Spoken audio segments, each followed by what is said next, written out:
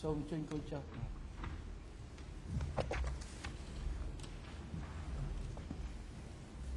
សូមអញ្ជើញសហគ្រាសញារងឡើងធ្វើសេចក្តីសន្និដ្ឋានបន្តទៀត Je souhaite, dit le président, maintenant inviter le co-procureur à prendre la parole. Vous avez 25 minutes.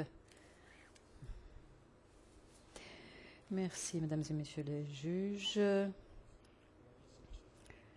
J'opine que mon propos ce matin ne sera pas aussi bref et rapide que celui de l'éminent Conseil international et sera sans doute moins flamboyant aussi. Mais j'espère que mon propos illustrera de manière plus complète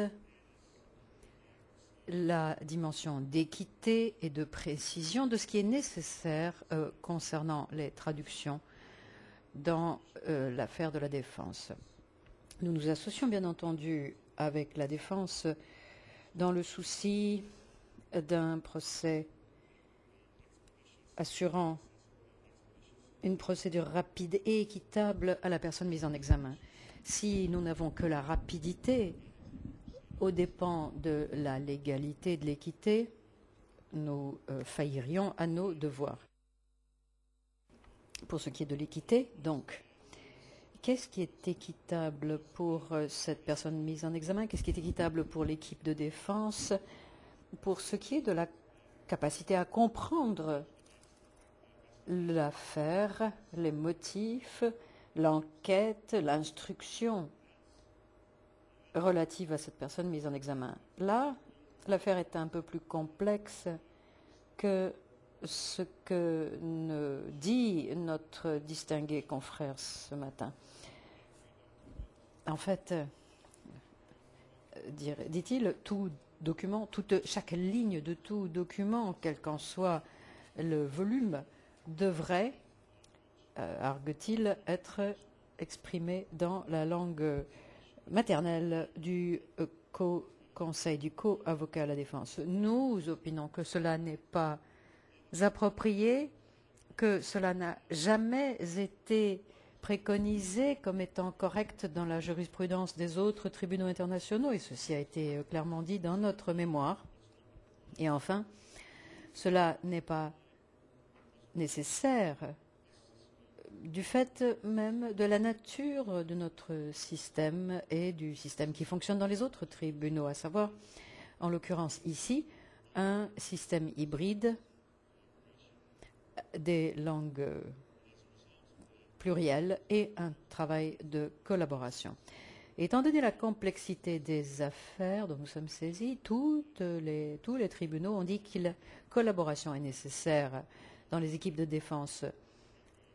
Ce n'est pas nécessaire que chaque ligne de chaque document puisse être lue par chaque personne mise en examen ou par chaque représentant de cette personne mise en examen.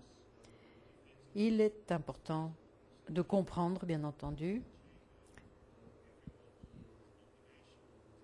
et tout le monde, de toutes les parties en présence, doivent collaborer, mettre en synergie nos capacités respectives pour que la compréhension puisse être assurée. Mesdames et messieurs les juges, j'ai trois propos principaux à faire valoir. D'abord, que cette personne mise en examen possède tout l'accès à tous les documents nécessaires dans une langue qui lui est compréhensible. Deuxièmement, que l'équipe de défense, y compris le co-conseil international, est en mesure de représenter de manière effective et efficace la personne mise en examen. Et troisièmement, et je ne m'appesantirai pas sur ce point, ceci dit, si vous estimez qu'il y a violation ou abus de procédure, le recours ne consiste certainement pas en la libération de la personne mise en examen. Les poursuites sont juridiquement justifiées, justifiables et reflètent de manière appropriée les droits de la personne mise en examen à un procès équitable. Donc, tout d'abord, je reprends un point brièvement évoqué par mon collègue concernant le terme « langue de travail du tribunal ». Le propos écrit de la défense dit que cela implique, la langue de travail signifie que tous les documents doivent être traduits dans les 3 langues. Cela n'est pas correct. La directive pratique, au point 7.1 en particulier, dit que les documents ne doivent être déposés qu'en khmer et en une autre des langues officielles, pas dans les 2 autres langues de travail. Pareillement, la question a été mise à l'épreuve dans d'autres tribunaux qui ont connu le même genre de problème que nous connaissons aujourd'hui. Et ces autres tribunaux ont considéré que les langues de travail, cela ne signifie pas que tous les documents doivent être traduits dans les 3 langues. Prenons le cas de l'ex-Yougoslavie, où il y a le français et l'anglais comme langue de travail. La décision d'Elalic, confirmée dans l'affaire Zaric, disait que ce qui est implicite dans le concept même de langue de travail, c'est que tous les documents déposés auprès du tribunal international doivent être soit en anglais ou en français, pas dans les 2 langues. Mesdames et messieurs les juges, la loi relative aux droits en matière de traduction dans ce genre d'affaires, dans d'autres tribunaux non moins complexes que celui-ci, comme l'a dit le distingué collègue, cela tient essentiellement aux droits de l'accusé plutôt qu'aux droits du conseil. Et il est donc important de veiller, dans le contexte d'un procès équitable, au respect et à la protection des droits de l'accusé ou de la personne mise en examen. Sur la base de la jurisprudence internationale autour d'affaires du même ordre, dans l'étape préliminaire, qu'il s'agisse d'un système de droit germano-romain, d'un système de hybride, de système où c'est le parquet ou l'accusation qui mène l'enquête, la situation quant au droit est la même. Si vous regardez la jurisprudence, l'on fournit le réquisitoire préliminaire, les accusations, les éléments à l'appui de cette accusation, les déclarations de tous les témoins qui seront cités au tribunal, et les matériaux d'inculpation à charge et à décharge, tout ceci doit être dans la langue de la personne mise en examen. Il y a une liste qui peut être ainsi déterminée de manière diverse, évidemment, selon les systèmes juridiques, mais ceci a été le cas, par exemple, dans l'affaire Ljubicic, puis dans celle de Seselj au TPY. Dans l'affaire Lubanga, il a été déterminé qu'il n'était pas nécessaire d'avoir la traduction dans la langue de l'accusé de tous les documents de procédure et de preuve. Les seules pièces nécessaires, qu'il est nécessaire de traduire sont les déclarations des témoins à charge. La Cour pénale internationale a considéré la jurisprudence de la Cour européenne des droits de l'homme sur les droits en matière de traduction, notamment dans les affaires Liudike et Kamasinski, qui sont d'ailleurs citées par la défense dans le mémoire d'appel. Et il a été déclaré dans ce cas-là qu'il n'était pas nécessaire de traduire plus que ce que j'ai déjà mentionné. Les tribunaux internationaux autres ont déjà prévu que la fourniture à une personne mise en examen d'un interprète est un moyen adéquat pour assurer la traduction de certains documents dans une langue compréhensible par la personne mise en examen. Et ainsi, dans l'affaire Lubanga, l'assistance gratuite d'un interprète et la traduction de documents bien précisés à l'avance, cela satisfait aux exigences d'équité.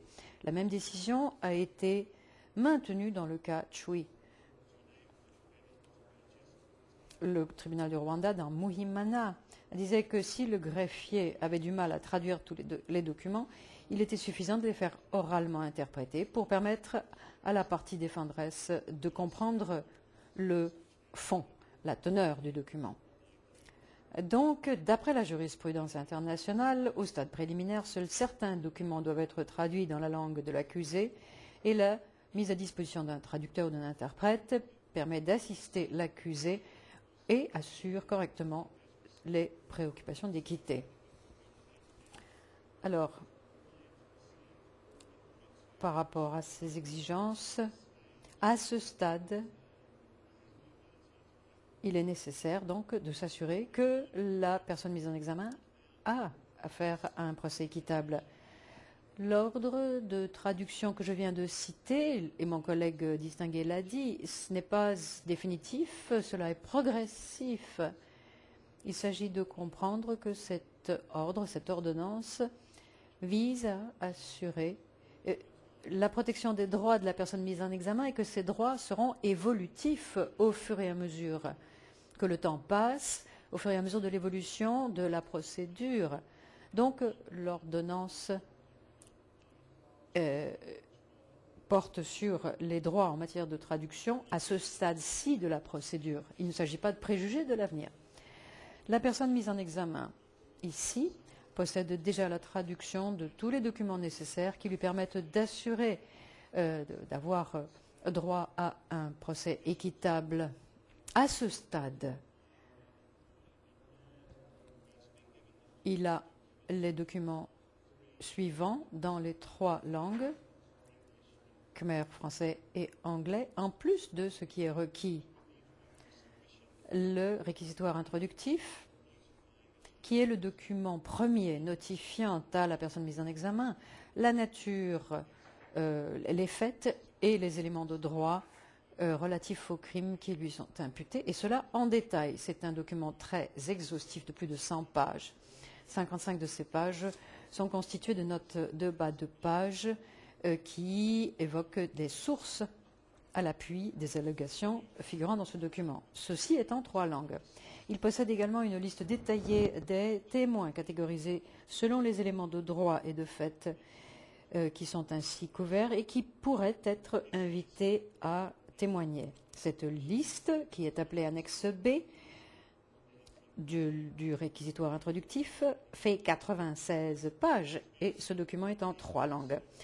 La personne mise en examen a également un ensemble de 105 tableaux qui sont constitués de plus de 1200 résumés d'éléments de preuve, des extraits pleinement référencés de déclarations en référence aux éléments à l'appui du réquisitoire introductif. Chaque référence fait état de la page ou des pages où sont référencées les preuves du document originel.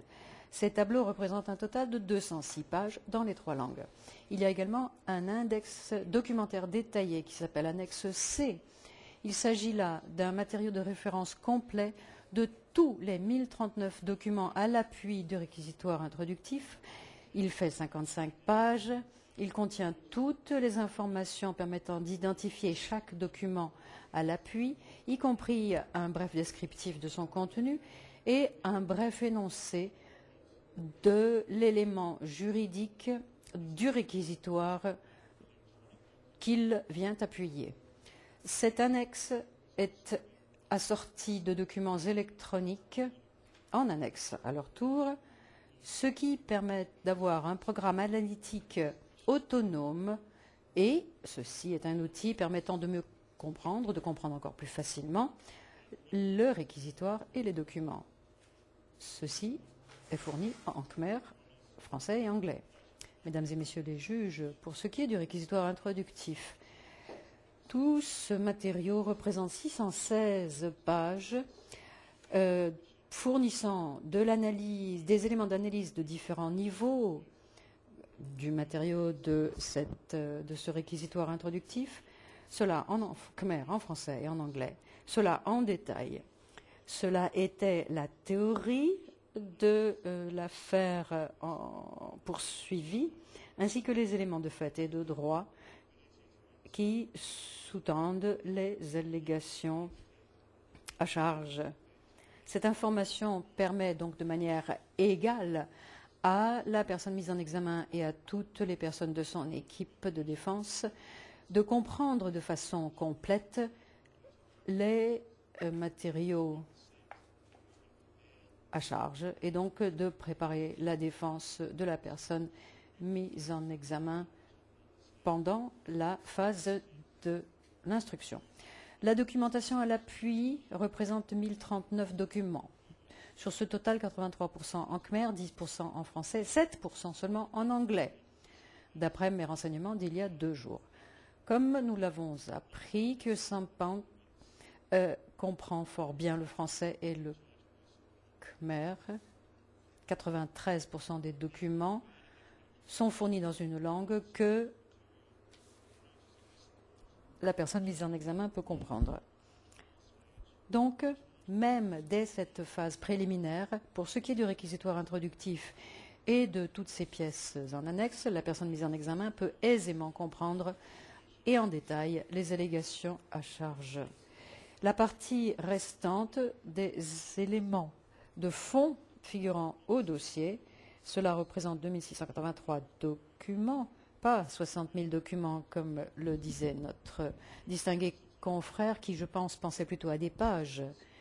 Mais sur ce total, 2683 documents, il y en a 60% en khmer, plus environ 25% en français. Donc il y a un total de 85% de ces documents qui sont disponibles dans une langue compréhensible par la personne mise en examen. Or, la personne mise en examen, m'assure-t-on, peut comprendre également l'anglais jusqu'à un certain point.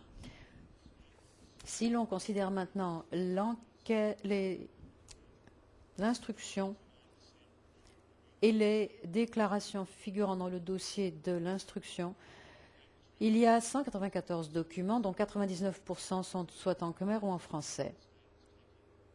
La traduction de ces énoncés et des positions reflète une politique du bureau des co-juges d'instruction, comme quoi les déclarations seront à terme disponibles dans les 3 langues. Maintenant, il est dit que Khieu Samphan ne comprend que le français et le khmer. Or, il semble connaître aussi l'anglais. Une conférence de presse en 1998, une conférence de presse a montré qu'il semblait posséder tout à fait raisonnablement la langue anglaise. Et je voudrais demander que l'on nous joue un bref extrait d'une vidéo où l'on peut voir que cette personne mise en examen maîtrise l'anglais au moins jusqu'à un certain point. Je voudrais demander que l'on passe maintenant cette vidéo.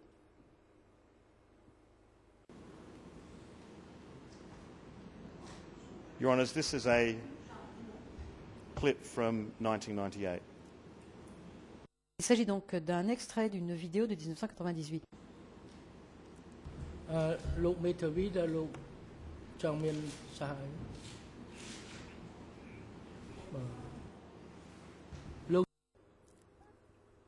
Il faudrait que ceci soit audible.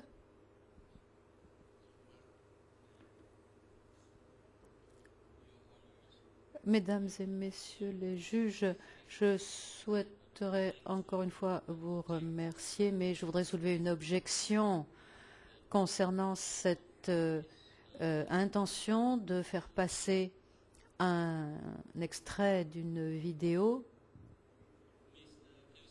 Monsieur Khieu Samphan a dit à de nombreuses reprises qu'il agissait selon un rôle symbolique en tant que président de l'État et il essayait de parler anglais. Il s'efforçait de s'exprimer en anglais, mais cela ne veut nullement dire qu'il maîtrisait l'anglais.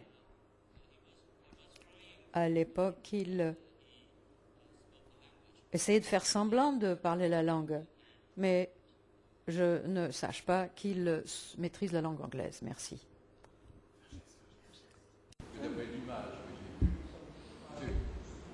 Monsieur Kieu-Sampan n'improvise pas. Il a un texte que d'autres ont écrit et il est en train de le lire. Alors on peut inférer de là qu'il parle anglais comme un étudiant d'Oxford, mais c'est une interprétation un peu exagérée.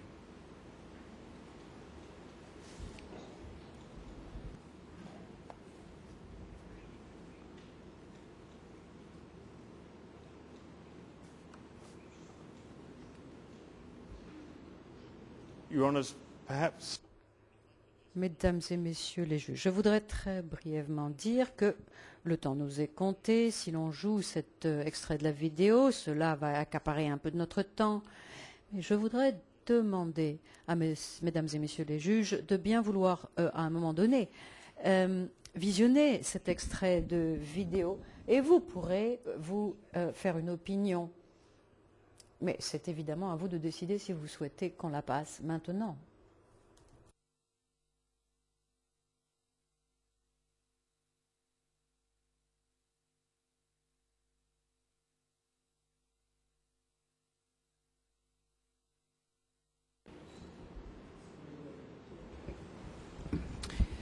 It's the pre-judge chamber's understanding. Les juges croient comprendre que cette vidéo fait partie du dossier et vous nous demandez de tenir compte de cet élément figurant au dossier. Effectivement, les coprocureurs ne prétendent pas que Kieu-Sampan parle couramment l'anglais. Simplement, il a un certain niveau de capacité en anglais qui doit être pris en compte dans la perspective de ce qui nous intéresse, à savoir la capacité de l'équipe de défense de comprendre et de lire la documentation quand elle figure en anglais. Maintenant, pour ce qui est du droit relatif à un co-conseil, un co-avocat de la défense tel qu'un co-avocat international, nous estimons pour notre part que le droit à la traduction, c'est un droit de la personne mise en examen essentiellement. Un conseil international qui nécessite les traductions dans sa langue maternelle, y a-t-il des droits y afférents? Dans l'affaire Muhimana au tribunal du Rwanda, le Conseil à la défense, qui ne comprenait que le français, a demandé que tous les matériaux communiqués par le parquet en France devaient être traduits en français.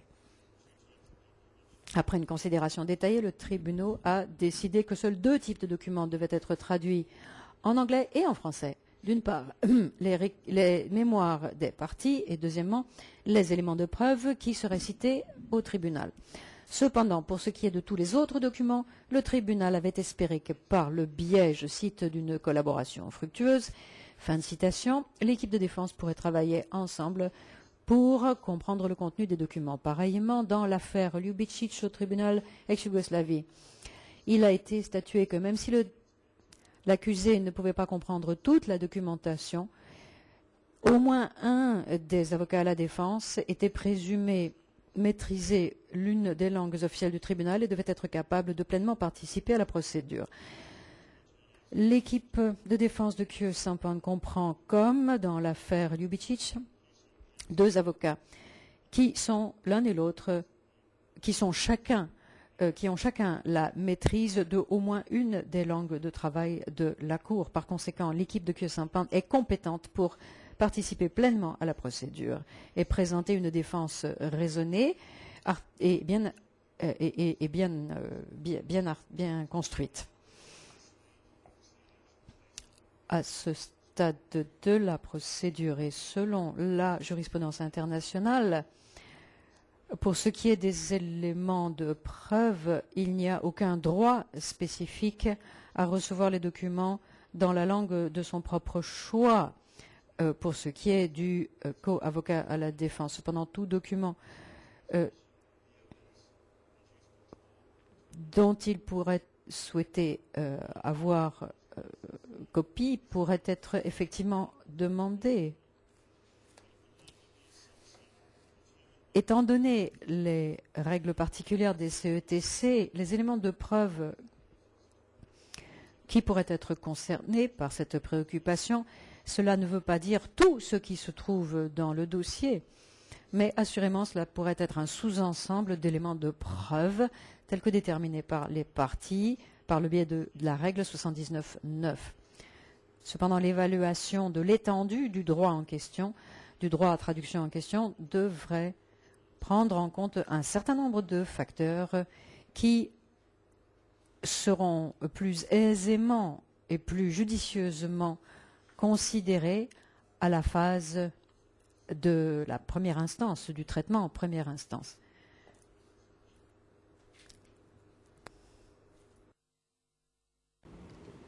Monsieur le Président, je souhaite avoir 10 minutes maintenant pour traiter le devoir ou l'obligation de la défense de coopérer avec les organes de ce tribunal.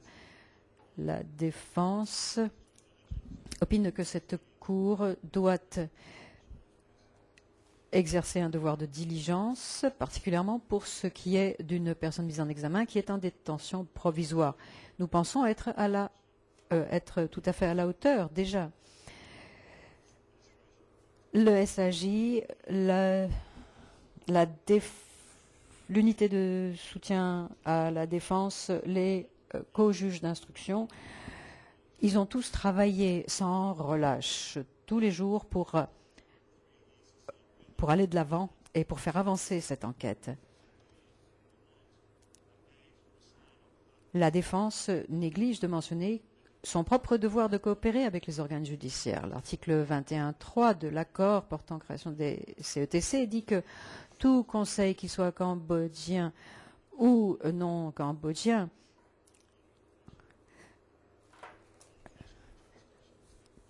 doit agir pour la défense de son client en accord avec le présent accord et la loi cambodgienne concernant les statuts du barreau et les normes reconnues en matière d'éthique de la profession, des professions juridiques.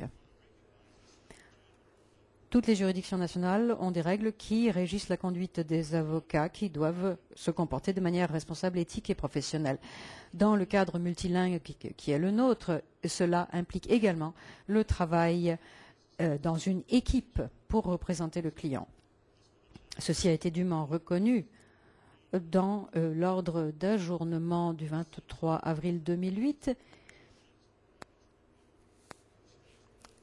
À l'inverse, si cette collaboration dans une équipe n'est pas possible, c'est à la personne mise en examen de demander la présence d'un nouvel avocat.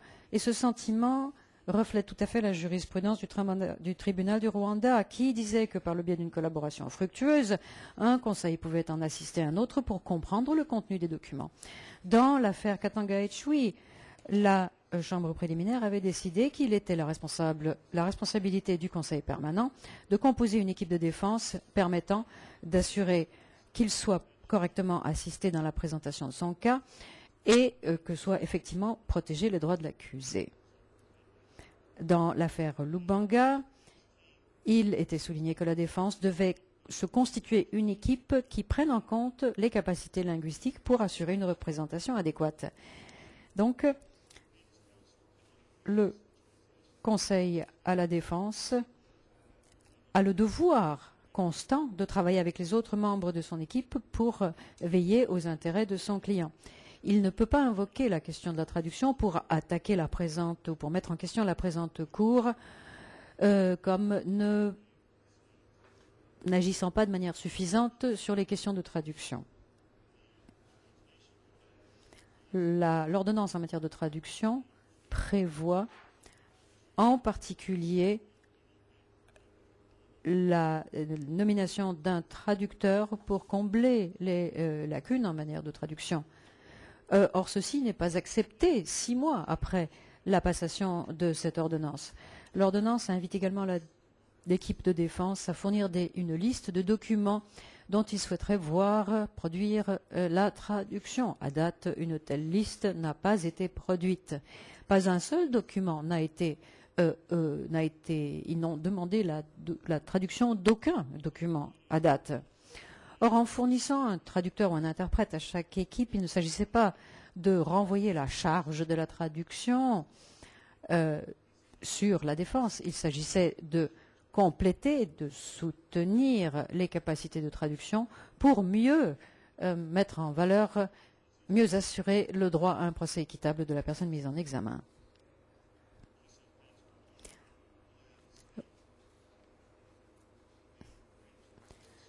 Monsieur Soy-Bori parle khmer et français. La personne mise en examen parle français et comprend dans une certaine mesure l'anglais, semble-t-il. Monsieur le Président de la Cour, je vous ai demandé de bien vouloir prendre en compte le A190.1.4 ERN 0022 1279. Voici une pièce qui vient du barreau parisien qui montre que M. Vergès se présente en tant qu'avocat international capable de travailler en anglais. Ce document ne dit pas qu'il parle l'anglais parfaitement, mais ce document montre qu'il est capable de travailler en anglais. Et je vous demanderai, Monsieur le Président, Messieurs les juges, de vous référer à ce document qui se trouve versé au dossier. L'équipe de la défense de la personne mise en examen, par ailleurs, emploie une juriste cambodgienne.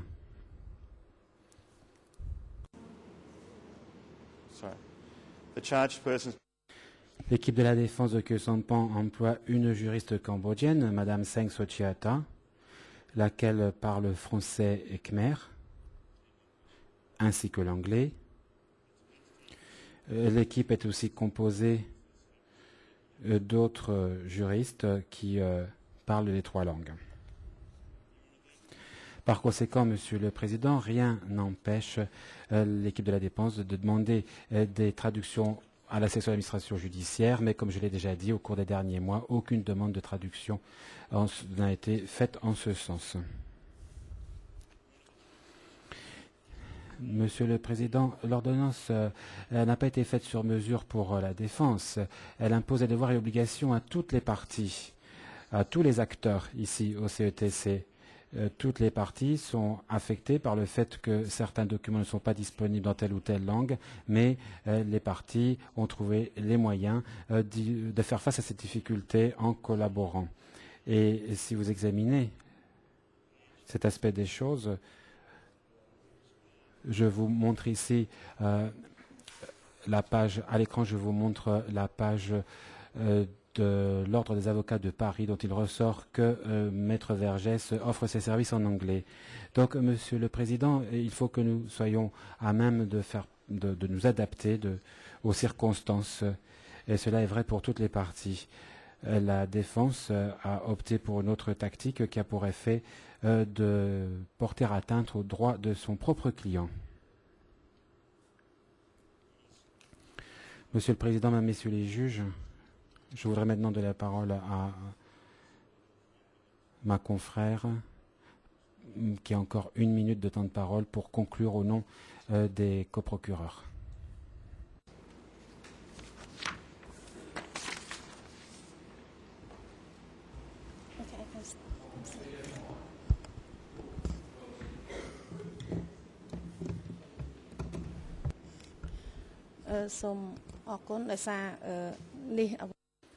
Merci, Monsieur le Président.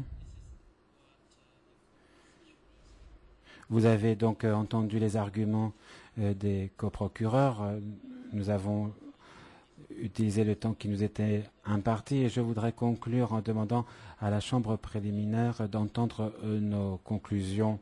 Nous demandons donc à la Chambre de rejeter l'appel interjeté par la défense parce que, 1, cet appel qui a été interjeté n'est pas recevable en vertu du règlement intérieur des CETC. 2, outre cela, la personne mise en examen Khieu Samphan n'a pas été privée de son droit à un procès équitable et diligent.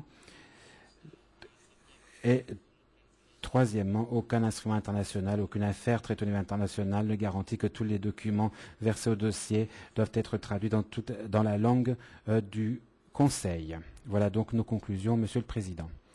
Le Président. La Défense, avez-vous des questions à poser? Maître Sosavan. Merci, Monsieur le Président. Merci, Madame, Messieurs les juges. Je salue ici encore une fois respectueusement les coprocureurs et le public. Et je voudrais demander que vous m'autorisez à parler pour 5 minutes, Monsieur le Président.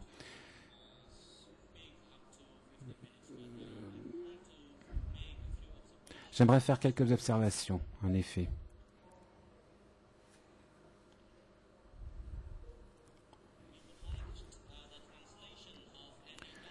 Nous aimerions que la traduction soit fournie pour tous les documents qui sont utilisés à l'encontre de mon client, et notamment ceux qui justifient son maintien en détention provisoire. Et donc nous renouvelons notre requête pour que les documents concernant la détention provisoire de mon client soient traduits, car je sais que cette détention est appuyée par des différents éléments. Il se fait que les coprocureurs ont des ressources qui surpassent de loin, qui excèdent de loin les ressources de la défense. Et nous pensons que si nous n'avons pas connaissance des documents appuyant la détention provisoire de mon client, la situation actuelle est intenable. Vous aurez déjà vu que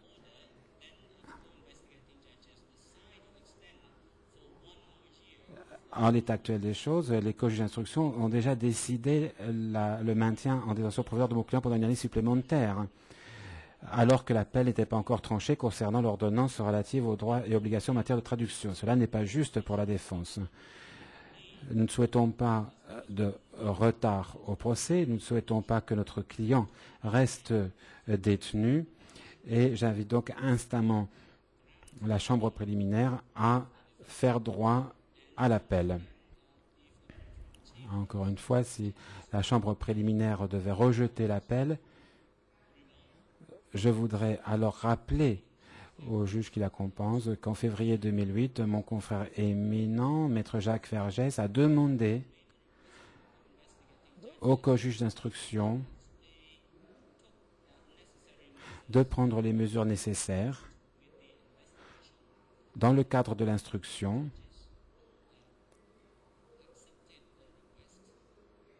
que cette requête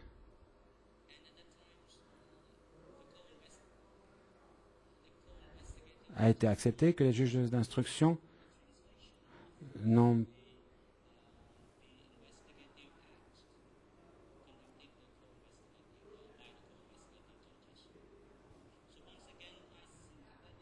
et que s'est posée la question de la traduction pour les actes d'instruction. Je crois qu'il y a une certaine confusion. Les coprocureurs ont aussi évoqué ce point. Cette requête que nous faisons relève des tâches normalement confiées à l'administration. Nous avons déjà demandé des traductions et les co-juges d'instruction ont accepté cette requête. Mais par la suite, non seulement les co-juges d'instruction ont rejeté la demande de traduction, mais ont aussi rendu cette ordonnance imposant des obligations à ceux qui demandent des traductions. Je vous en donne un exemple. Ainsi, M. Kyosampan aurait commis certains crimes et il y aurait des témoins. En tant qu'avocat de la défense, je dois, moi, trouver d'autres témoins à décharge pour montrer que M. Kyosampan n'était pas sur les lieux du crime. Mais je ne peux trouver ces témoins si je n'ai pas accès aux preuves à décharge. Ainsi, si tous les documents qui sont considérés comme preuves à charge ne sont pas traduits dans une langue que nous comprenons, nous ne serons pas à même de défendre notre client. Je vais donc demander instamment à la Chambre préliminaire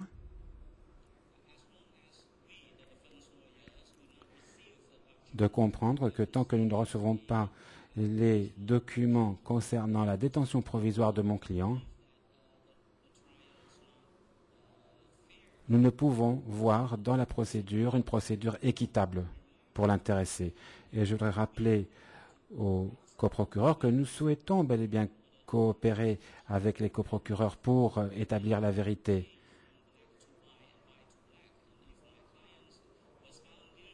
Si mon client est déclaré coupable et s'il y a suffisamment de preuves pour établir cette culpabilité, je ne pourrai y objecter. Je ne peux transformer le blanc en noir ou le noir en blanc, mais encore une fois, je crois qu'il faut rendre justice, une justice équitable et qu'il ne peut y avoir d'interférence d'ordre extrajudiciaire. Je voudrais donc demander au juge et au coprocureur de faire droit à notre requête. Merci. On vous a communiqué toutes les pièces à charge. Bien sûr. Les pièces à décharge, elles sont dans le lot qui n'a pas été traduit. Et on nous dit choisissez les documents que vous voulez. Mais comment pouvons-nous traduire ces documents si on ne les interprète, s'il n'y a pas d'interprétation, de traduction? Donc c'est se moquer de nous. Prenez dans ces documents que vous ne pouvez pas lire les pièces qui vous conviennent. Nous, on vous communique tout ce qu'on a fait contre vous. C'est une plaisanterie. Maintenant, on cite la procédure des tribunaux pénaux internationaux. Je crois qu'on se moque de vous. Moi, je ne parle pas d'après des jurisprudences écrites, je parle d'après une expérience personnelle. Pardon? J'étais présent au procès de Milosevic. L'instruction se faisait à l'audience. Quand il y avait un témoin qui était entendu, qui devait témoigner contre lui, ce témoin venait à l'audience. On le découvrait à l'audience. Et Milosevic était prévenu 15 jours avant de cette audition. Alors qu'on ne nous dise pas opposer la jurisprudence des tribunaux pénaux internationaux à celle de la vôtre. Là-bas, nous sommes dans une procédure accusatoire.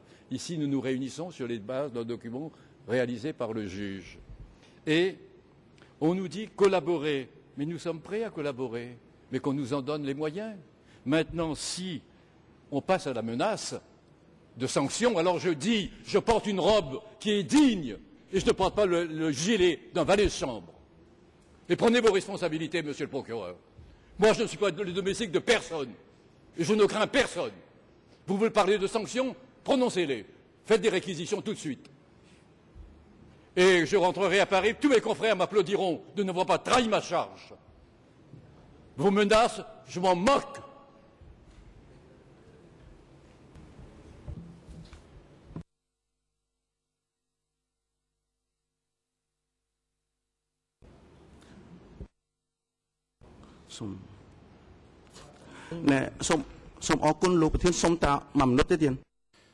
Maître Sosavan, merci Monsieur le Président. Encore une minute, si vous le voulez bien. J'aimerais répondre au coprocureur et dire ceci. J'ai moi-même 68 ans. Je travaille dans le domaine du droit depuis 30 ans, que ce soit en France ou au Cambodge. Et jamais je n'ai entendu un juge conseiller ou un magistrat conseiller à un avocat de défense de faire ceci ou cela. Ceci est une première. On me dit que je dois respecter mes obligations en tant qu'avocat de la défense, mais je voudrais réitérer que même si j'ai été critiqué par les coprocureurs, je ne peux recommander quoi que ce soit à une autre partie. Et nous n'avons pas de conseil à recevoir. Merci. Le Président. La personne mise en examen, M. Kusampan, veuillez venir à la barre pour une dernière déclaration.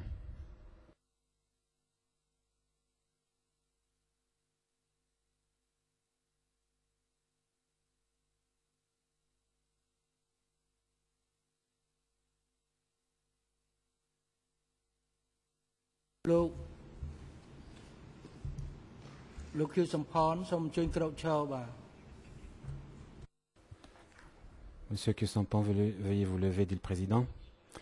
Est-ce que vous souhaitez faire une déclaration?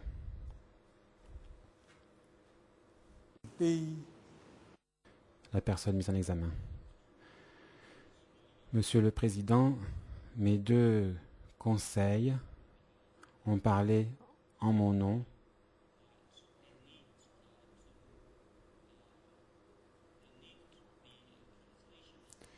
Il en ressort clairement qu'il doit recevoir des traductions des documents de façon à pouvoir comprendre le dossier. J'ai moi-même examiné les documents plusieurs fois. J'ai aussi lu de nombreux ouvrages.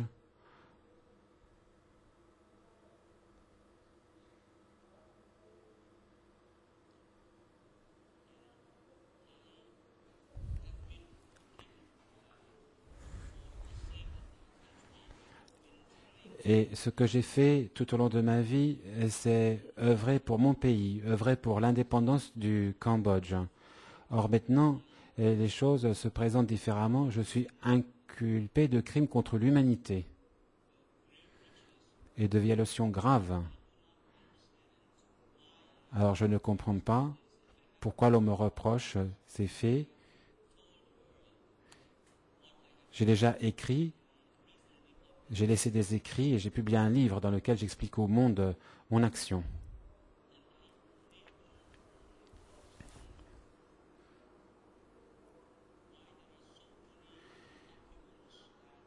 Je ne peux pas comprendre pourquoi il y a autant de documents qui m'incrimineraient.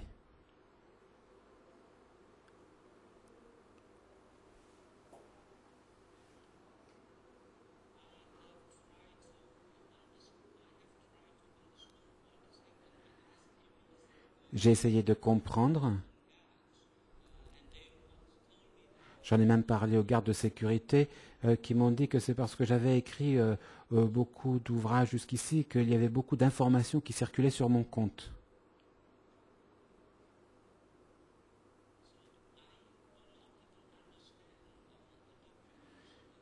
Or, je ne comprends pas les documents qui sont utilisés pour me reprocher certains faits. Je suis encore malade, il m'est difficile de parler et j'ai parfois la pensée confuse.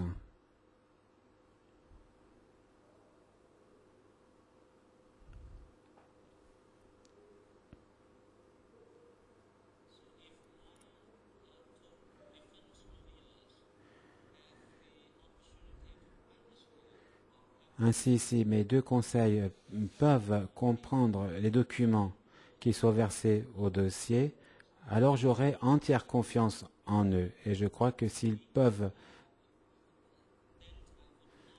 me défendre, je ne serai plus maintenu en détention provisoire aujourd'hui. Le président, la séance est levée. Je demande à la sécurité de raccompagner la personne mise en examen dans ces cellules. Je voudrais aussi vous informer que la chambre préliminaire rendra sa décision à une date ultérieure. La séance est levée.